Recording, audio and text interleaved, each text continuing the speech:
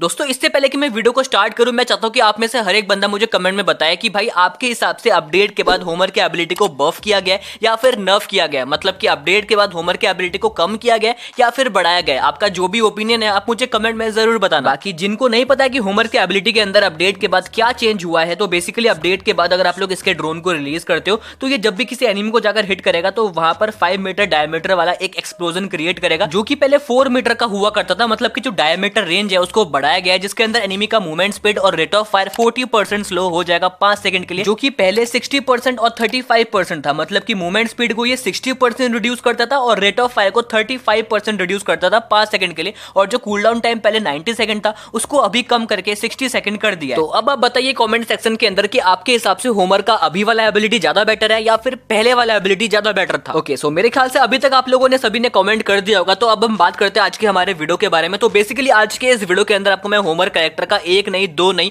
बल्कि तीन best combinations बताने वाला हूं, जिसको आप लोग अपडेट के बाद क्लैश स्क्वाड या फिर बैटल रॉयल मोड के अंदर यूज कर सकते हो होमर कैरेक्टर के मैक्सिमम बेनिफिट को उठाने के लिए। बट कॉम्बिनेशंस के बारे में जानने से पहले यार वीडियो को आप लोग लाइक और शेयर कर देना। इस वीडियो के अंदर मैं लाइक एम रखता हूं 500 लाइक्स का, तो कंप्लीट करवा देना। और अगर आप लोग चैनल पे पहली बार आ रहे हो तो भाई चैनल को आप लोग जरूर से सब्सक्राइब कर लेना। हम लोगों को जितना जल्दी हो सके 50,000 सब्सक्राइबर्स कंप्लीट करना है, तो उसमें कोई कंजूसी मत करना। सब्सक्राइब करना आपके लिए बिल्कुल फ्री है। ओके, सो आज का जो हमारा सबसे पहला कॉम्बिनेशन है वो एक बैटल रॉयल कॉम्बिनेशन है। मतलब कि अगर आप लोग होमर की एबिलिटी को फुल मैप के अंदर यूज करते हो तो आपको होमर के साथ सबसे पहले वाले स्लॉट के अंदर यूज करना है मोको की एबिलिटी को, जिससे कि जब भी आपका ड्रोन किसी एनिमी को जाकर हिट करेगा तो उसका लोकेशन कहां है, वो कहां से कहां पर मूव कर रहा है, इस चीज को पता करने के लिए आपको मोको की एबिलिटी को यूज करना पड़ेगा। वरना कब आपका जो ड्रोन है वो किसको जाकर हिट कर रहा है आपको पता भी नहीं चलेगा। तो मोको के बाद आपको अगले स्लॉट के अंदर यूज करना है लुकेटा की एबिलिटी को, जिससे कि आपका जो मैक्सिमम एचपी है वो 250 का हो जाएगा। मतलब कि अगर आप लोग 2 किल्स निकाल लेते हो आपका जो मैक्सिमम एचपी है वो 200 नहीं बल्कि 250 का हो जाएगा। और अगर आपके पास वेस्ट एचपी बूस्टर या फिर वेस्ट एनलार्जर होगा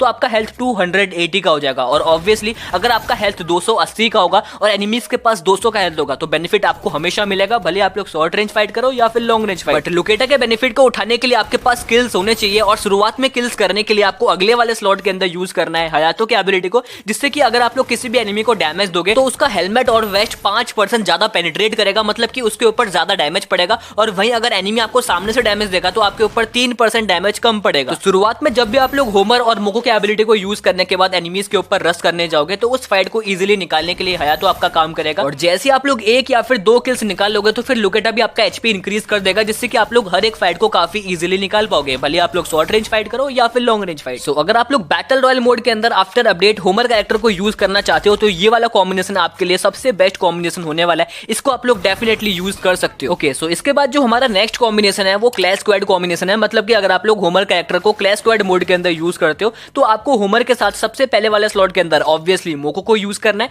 देन अगले स्लॉट के अंदर आपको यूज करना है लूना की एबिलिटी को, जो कि आपके गन के रेट ऑफ फायर को इंक्रीज कर देगी। अब जब भी आप लोग होमर की एबिलिटी को रिलीज करने के बाद एनिमी का मूवमेंट स्पीड और रेट ऑफ फायर 40% कम कर दोगे, वहां पर अगर आपके पास लूना का एबिलिटी रहेगा तो आपका रेट ऑफ फायर इंक्रीज हो जाएगा, जिससे कि आप लोग फाइट को इजीली निकाल पाओगे। और लूना कैरेक्टर का सबसे बढ़िया बेनिफिट तो भाई यही है कि भले आप लोग शॉर्ट रेंज गन यूज करो या फिर लॉन्ग रेंज गन यूज करो, ये हर गन के रेट ऑफ फायर को इंक्रीज करती है, जिससे कि आप लोग भले ही शॉर्ट रेंज फाइट करो या फिर लॉन्ग रेंज फाइट करो, आपको हर जगह लूना का बेनिफिट मिलेगा। सो लूना को यूज करने के बाद आपके पास बचेगा सिर्फ एक स्लॉट, जहां पर आपको यूज करना है ओथो के एबिलिटी को, जिससे कि अगर आप लोग किसी भी एनिमी को डाउन करते हो तो उसके आसपास अगर उसके और भी टीममेट्स होंगे, मतलब कि और भी एनिमीज होंगे, तो उनके ऊपर मोको जैसा मार्क आ जाएगा। और साथ ही में उनका जो मूवमेंट स्पीड है वो भी 25% स्लो हो जाएगा, जिससे कि आप लोग एक एनिमी को मारने के बाद लूना के रेट ऑफ फायर को यूज करके दूसरे एनिमी को भी काफी इजीली मार सकते हो, जैसे कि यहाँ पर मैंने मारा। तो क्लैश स्क्वाड के अंदर अगर आपको अपडेट के बाद होमर की एबिलिटी को यूज करना है तो ये वाला कॉम्बिनेशन आपके लिए काफी बढ़िया ऑप्शन होने वाला है। इसको आप लोग डेफिनेटली यूज कर सकते हैं। और हाँ, एक और चीज मैं बताना भूल गया कि भाई इस कॉम्बिनेशन के अंदर कोई भी एचपी रिकवर वाला एबिलिटी मैंने ऐड नहीं किया है, तो इसलिए भाई लोड आउट के अंदर आप लोग सीक्रेट ग्लू या फिर बॉनफायर को ऐड कर लेना, जिससे कि आप लोग फाइट के बीच में अपना एचपी भी रिकवर कर सकते हो। सो इसके बाद जो आज का हमारा आखिरी कॉम्बिनेशन है वो भी एक क्लैश स्क्वाड कॉम्बिनेशन है, जहां पर आपको फर्स्ट स्लॉट के अंदर यूज करना है मोको के एबिलिटी को, सेकंड स्लॉट के अंदर आपको यूज करना है हयातो के एबिलिटी को,